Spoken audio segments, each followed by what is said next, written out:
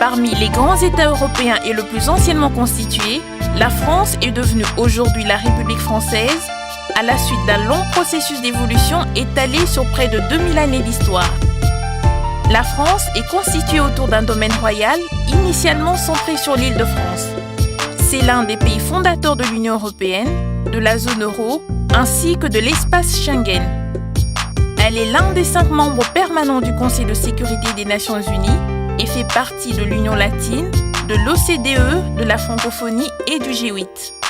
Sa capitale étant Paris et le français étant la langue officielle de la République, malgré qu'on y compte aussi 77 langues régionales, nous vous invitons à découvrir ce magnifique pays en République démocratique du Congo.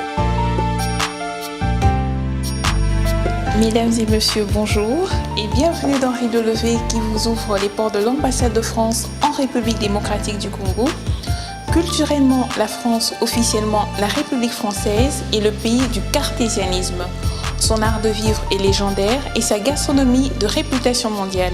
Les valeurs qu'elle défend et auxquelles elle est très attachée se fondent sur la démocratie et les droits de l'homme.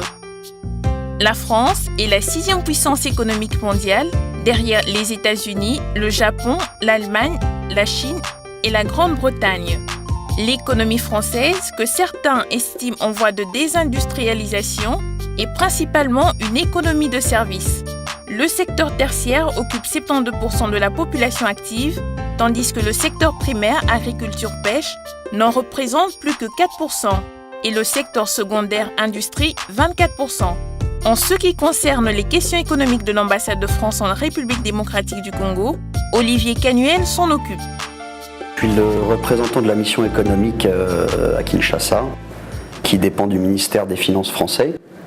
La mission économique a plusieurs rôles. Le premier est de soutenir les entreprises françaises qui sont déjà présentes en RDC.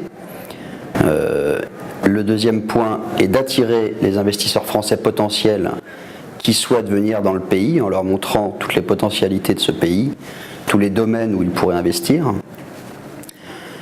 Le troisième point est essentiellement de faire des analyses macroéconomiques pour mon ministère afin qu'il puisse suivre la situation du pays en termes de finances publiques, budget, dette, taux d'inflation, taux de change. Le dernier point est de pouvoir conseiller l'ambassadeur quand celui-ci me le demande sur certains points économiques où il aurait besoin de certains conseils. Globalement, les difficultés auxquelles moi, dans mon travail, je suis confronté sont plus celles de l'obtention de l'information.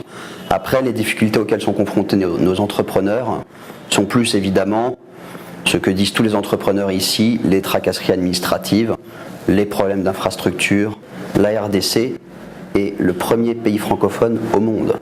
Donc il faut absolument que nos entreprises prennent conscience du marché qui existe ici et de la facilité que l'on peut avoir à travailler avec les Congolais et du capital sympathie qu'on a. Enfin, c'est assez fascinant de voir à quel point on peut établir des rapports assez cordiaux assez rapidement. Le développement rapide des échanges internationaux et la nécessité de renforcer la présence française dans le monde sur les plans scientifiques, technologiques, éducatifs et culturels, conseiller de coopération, Alain Joly a la charge d'une importante mission de rayonnement, de diffusion et d'exportation du savoir-faire français. Je suis M. Alain Joly, le conseiller de coopération et d'action culturelle de l'ambassade de France. Nous intervenons au niveau des différentes priorités sectorielles et nous suivons pour ce faire le document de réduction de la pauvreté et de croissance que la République démocratique du Congo a établi récemment, il a été prouvé en juillet dernier. Et nous suivons 3 piliers de cette aide. Le premier pilier qui concerne la gouvernance démocratique et la consolidation de l'état de droit. Nous suivons également tout ce qui est cadre macroéconomique et politique de développement macroéconomique. C'est tout ce qui concerne la relance de la croissance, la relance de l'activité économique du pays. Et le troisième pilier concerne l'accès aux services sociaux. Nous agissons avec nos partenaires congolais de façon très pragmatique en finançant des projets à résultats concrets, rapides. Donc, en matière de gouvernance, par exemple, nous intervenons en finances publiques et nous intervenons dans la formation des magistrats, à titre d'exemple. En matière de lutte contre la pauvreté, avec mon collègue de l'AFD, nous intervenons par exemple dans la gestion durable de la forêt congolaise. suis Patrick Saint, je suis le directeur de l'Agence française de développement. Notre coopération et notre agence intervient dans 3 secteurs prioritaires. Il y a d'abord le soutien et l'appui qu'on peut apporter au secteur de la forêt. Nous allons prochainement signer une convention avec une ONG pour aider à la création de la réserve de Lomaco. Nous envisageons de mettre en place une ligne de crédit en faveur d'exploitants forestiers. Nous envisageons aussi d'intervenir, et nous intervenons dans le secteur des infrastructures. Nous avons aussi des études qui sont en cours pour la réfection de l'aéroport de Ndjili, pour la réfection de la piste. Nous avons en projet des interventions dans le secteur de l'eau et de l'électricité. Il y a enfin un dernier secteur d'intervention sur lequel on commence à travailler simplement actuellement. C'est le secteur éducatif, qui est un véritable chantier, un véritable défi pour les bailleurs de fonds et pour la population congolaise. C'est un secteur qui est en grande difficulté. Ces projets sont financés de différentes manières. Il y a des projets qui sont financés sur subvention, sur dons. Ce sont généralement des crédits qui sont délégués par le ministère des Affaires étrangères français, qui sont délégués à l'agence pour qu'elle mette en œuvre ces crédits. Mais nous avons aussi d'autres modes de financement. Nous pouvons aussi financer à travers des prêts concessionnels. C'est le cas notamment pour l'appui aux exploitants forestiers. Ça serait le cas aussi pour la réfection de l'aéroport de Ndjili. C'est-à-dire que notre agence emprunte sur les marchés, reçoit une bonification de l'État français et prête à des opérateurs congolais. L'attaché culturel est responsable de plusieurs secteurs d'activité, dont les échanges artistiques, livres, cinéma, jeunesse et sport, etc. Il assure le suivi administratif d'un nombre important de dossiers. Dans cette ambassade, j'exerce les fonctions d'attaché culturel. Parmi les activités qui m'ont été confiées, il y a d'une part le suivi du livre, toute la chaîne du livre en RDC. Nous avons un projet d'appui à la documentation qui a été mis en œuvre en 2002. Deuxième activité, c'est ce qui touche au système éducatif, mais c'est limité dans notre coopération à l'enseignement supérieur. Nous avons un partenariat avec les universités de Kinshasa et de Lubumbashi. Et dans notre axe de coopération, nous privilégions la formation des enseignants-chercheurs. Ensuite, il y a le suivi d'établissements culturels, mais d'établissements culturels de droit congolais. Ce sont les alliances françaises. Nous avons un réseau d'alliances franco-congolaises ici, puisque c'est ainsi qu'il faut les appeler, avec certaines alliances qui sont entrées dans un mécanisme de convention annuelle avec l'ambassade de France sur la base de conventions de partenariat, et puis d'autres alliances qui bénéficient, elles, de subventions ponctuelles en fonction d'objectifs qui sont définis en commun. Quatrième activité, c'est également la tutelle qui est exercée sur le plan pédagogique au moins sur le lycée français de Kinshasa. Coordonnant les activités d'agents au statut très diversifié, chargé de la programmation et de la mise en œuvre d'actions culturelles et de coopération, d'enseignement et de promotion de la langue française, il assume dans tous les domaines. Il s'agit de Jean Marié, qui est maître de cérémonie. Un directeur de centre culturel, ici appelé la Halle de la Gombe, est tout d'abord un agent relevant du ministère des Affaires étrangères qui doit gérer une structure. Cette structure, vous la visitez actuellement, qui, en quelques mots, c'est une trentaine d'agents, majorité congolais. Nous ne sommes que 2 expatriés ici, vous voyez. Puis à la fois, c'est des bibliothèques, qu'on appelle médiathèques, qui se décomposent en centres de ressources, hall de presse, bibliothèque jeunesse. C'est aussi salle de spectacle, la grande halle que tout le monde connaît. C'est aussi 2 salles d'exposition à gérer. C'est aussi des lieux de résidence pour des artistes congolais qui sont ici. C'est aussi la programmation des spectacles, la programmation des appuis, le site du Centre culturel français Internet, c'est aussi notre journal. Voilà, c'est une multitude d'activités, mais enrichissantes et passionnantes. Alors, ici, vous êtes comme dans une des 2 salles d'exposition, puisqu'en 2006, nous avons ouvert une seconde salle exposition. Ici, pendant 3 semaines, nous présentons les œuvres de l'artiste belge qui s'appelle Maya. Et c'est à la fois une rencontre entre une artiste et puis une femme extraordinaire qui essaye de protéger la nature, l'environnement. Alors ce sont des tableaux forts qui ne laissent pas indifférents, comme vous voyez, ce sont des huiles avec aussi une partie métallique et toujours un personnage qui est, on pourrait dire, le bonobo, peut-être le gorille, le singe.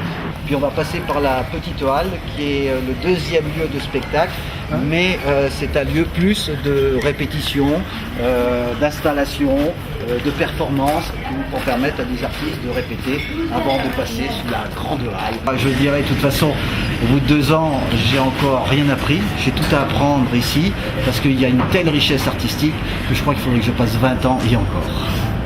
Placé sous l'autorité de l'attaché de défense en tant que chef de la mission de coopération militaire, Michel Perrin développe et suit les projets de coopération militaire en partenariat avec la police congolaise en fonction des directives fixées par la direction de la coopération militaire et de défense. Je polarise surtout mes efforts sur ma mission de chef de la mission de coopération militaire et de défense. Le premier pilier de notre coopération militaire technique est effectivement la formation des cadres. Depuis 2 ans, nous avons à nouveau des stagiaires au Collège interarmé de défense à l'école militaire à Paris. Et nous envoyons des stagiaires pour des stages, pour des formations de spécialisation ou de qualification. Nous faisons effort sur les officiers supérieurs dans les acceptions d'écoles d'état-major et d'écoles d'administration et de logistique. Le deuxième pilier de la coopération militaire technique franco-congolaise, c'est la participation d'officiers et de sous-officiers français immergés dans l'institution militaire congolaise. 2 lieutenants-colonels français sont arrivés ici au pays en 2004. Le premier sert à l'état-major général des armées, où il exerce ses talents et il restitue son expertise en matière d'état-major et en particulier d'état-major opérationnel. Le deuxième sert au ministère de la Défense nationale et plus précisément à la direction des études stratégiques. Il participe donc à des travaux de prospective pour la restructuration des forces armées nationales lui aussi, dans les acceptions de formation des cadres et de gestion des ressources humaines. Effectivement, nous participons à tous ces grands chantiers de restructuration des forces armées nationales et à ce titre, nous avons différents partenaires et notamment la mission ESSEC, notamment la mission MONUC naturellement. L'attaché de sécurité intérieure est soit un officier supérieur de la gendarmerie nationale, soit un commissaire de police. Il dirige localement la délégation du service de coopération technique internationale de police. Je suis le colonel Éric Ombrados de la gendarmerie française. Nous travaillons principalement auprès de la police nationale congolaise et auprès de la direction générale des migrations. La police est une des institutions qui a le plus évolué. Je ne dis pas que ce soit parfait, loin s'en faut. C'est un grand pays, avec une police, un effectif très important, avec un état des lieux initial qui n'était pas extraordinaire au lendemain des conflits. Et aujourd'hui, la police congolaise est sur la bonne voie.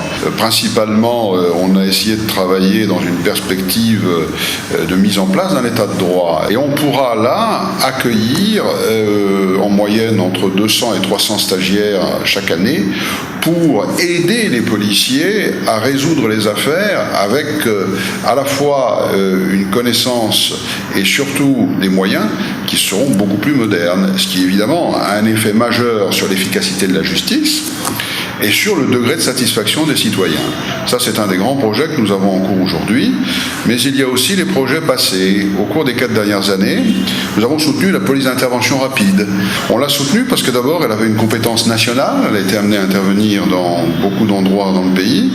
On l'a soutenue aussi parce qu'elle a une double mission d'ordre public et puis aussi de sécurisation. C'est la pire qui la nuit intervient sur la capitale. Et nous avons aussi un appui assez lourd auprès de la Direction générale des migrations, qui se traduit encore une fois par des stages nombreux, par une aide technique et par un appui sensible à son directeur et à ses personnels.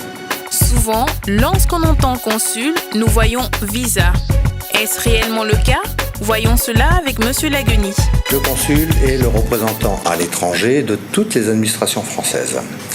J'ai la charge de la gestion de toute la communauté française et donc d'être en mesure de pouvoir délivrer tous les documents administratifs dont auraient besoin les membres de cette communauté française.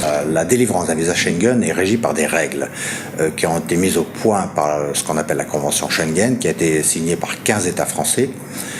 Elle est assez difficile, pourquoi ? Parce que c'était une harmonisation, en ce sens qu'un seul visa est valable pour 15 pays.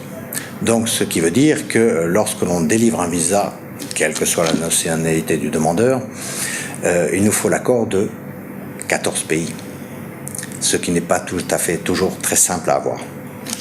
Sinon, au niveau des visas, il y a deux grandes catégories. Ce qu'on appelle le visa Schengen, c'est-à-dire un visa qui est valable pour l'ensemble des pays qui ont signé cette convention Schengen, et également ce qu'on appelle les visas nationaux. Les visas nationaux touchent essentiellement les visas de long séjour pour étudiants, pour études, pour soins médicaux, entre autres, et également ce qu'on appelle les VTL, c'est-à-dire les visas à territorialité limitée, c'est-à-dire que on contacte nos partenaires Schengen, mais ce visa délivré n'est valable, en ce qui me concerne, que pour la France. Excellence, bonjour. Bonjour. Pouvez-vous nous esquisser les grands traits de votre parcours personnel avant votre affectation en RDC ? Je voudrais d'abord dire que j'ai été très honoré d'être nommé ambassadeur de France en République démocratique du Congo. C'est un grand bonheur pour moi parce qu'il y a un travail tout à fait intéressant auprès d'un pays ami. Je ne suis pas diplomate de carrière, mais j'ai d'abord servi une quinzaine d'années dans l'armée, puis j'ai choisi de servir dans l'administration civile. J'ai été préfet dans différents départements et régions de France. J'ai également été directeur de l'administration pénitentiaire au ministère de la Justice. Et j'ai eu la chance d'être le patron des gendarmes, le directeur général de la gendarmerie nationale en France pendant 4 ans.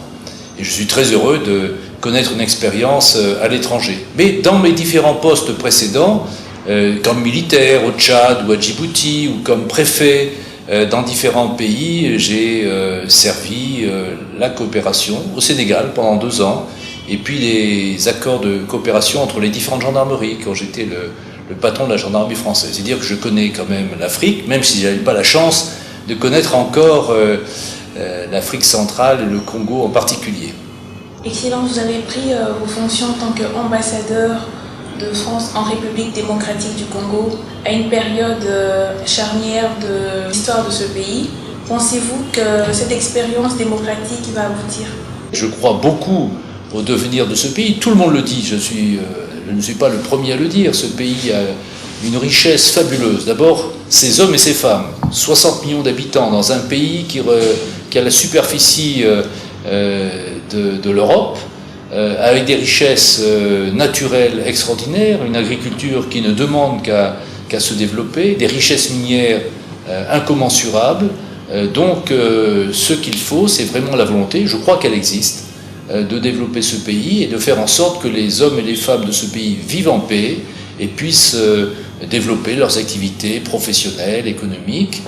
La France se situe dans cette perspective et donc je suis confiant, raisonnablement confiant. Que peuvent attendre les futurs dirigeants de ce pays en termes de soutien à l'enracinement du développement et d'amorce de la démocratie ? On s'est tous réjouis des efforts qui ont été faits par les Congolais avec le concours extérieur pour assurer la sécurité. Certes, elle n'est pas totale encore sur l'ensemble du pays, mais globalement, la guerre a cessé et c'était une première chose qu'il faut conforter. Merci, Excellence. Pouvons-nous avoir votre mot de la fin ? Je crois beaucoup en ce pays. Quand je rencontre des chefs d'entreprise français ou d'autres pays, ils disent qu'ils sont tout prêts à investir et je suis heureux de pouvoir y contribuer, d'apporter ma pierre à cet édifice. Et je crois que les Congolais, les Congolaises ne doivent pas désespérer, ils peuvent être pleins d'espérance pour l'avenir de leur pays, mais il faut que chacun s'y mette et que chacun s'engage dans le travail, et c'est pour demain. Merci, Excellence, de nous avoir reçus. Avec plaisir.